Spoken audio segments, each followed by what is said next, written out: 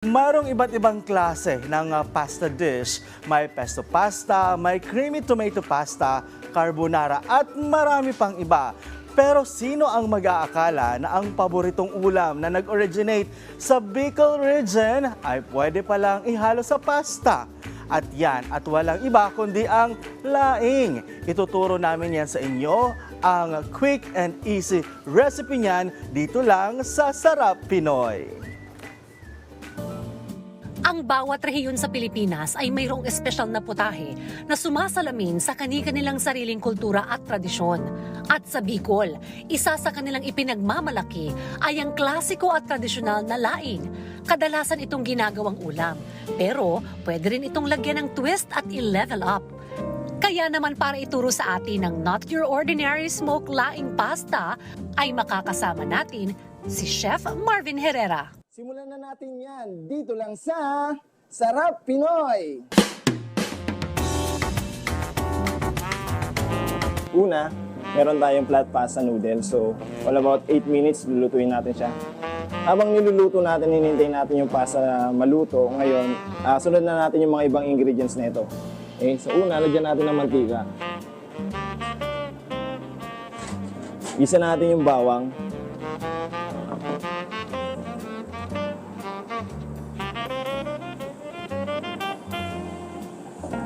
Pag medyo golden brown na yung bawang natin o medyo brown color na siya, pwede na natin i-add yung ating mga sili.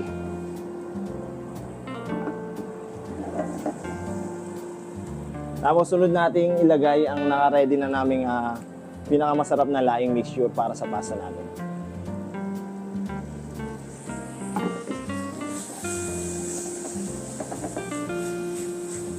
Sunod, lagyan natin ng stock.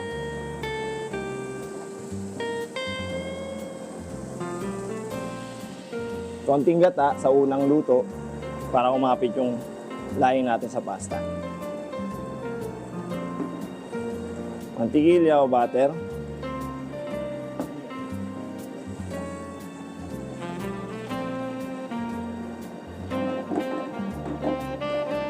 Ngayon, ito na yung flat noodles natin na luto na. So, pwede na natin siyang ilagay.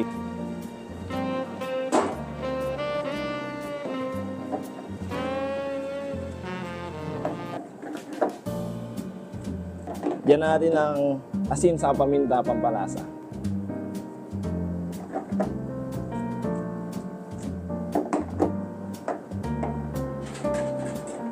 Ayan, luto na ang ating smoked laing. Ready na natin i-plating para matikman naman ng iba. Tara, guys!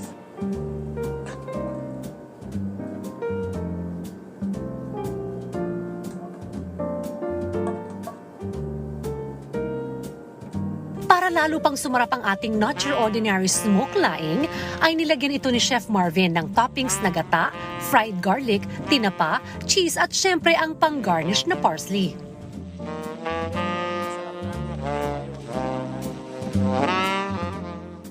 At para tikman naman ang ating dish of the day, ay makakasama ni Chef Marvin, ang owner ng restaurant and bar na sina Lorenzi Gabriel Gutierrez at Ruby Riza Umlas.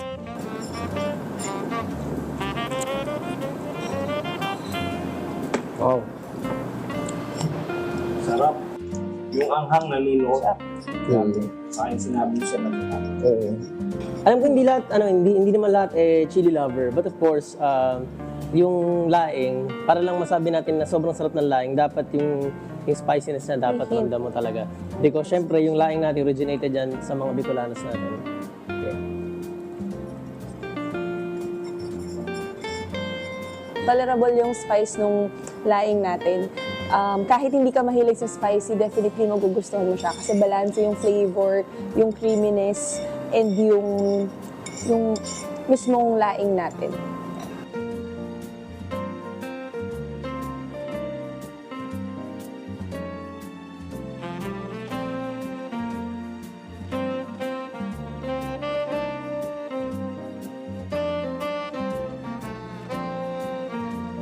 At Yan ang kakaiba at masarap na NYO Smoked Laing, the perfect pang level up sa Bicolano dish na laing.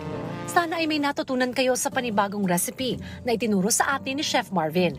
At kung gusto ninyo naman balikan ang episode natin this morning, maaari nyo yan bisitahin sa aming official social media accounts at Rise and Shine Pilipinas sa Facebook, YouTube at Instagram, habang RS Pilipinas naman sa TikTok at X. At muli, ito ang Sarap Pinoy!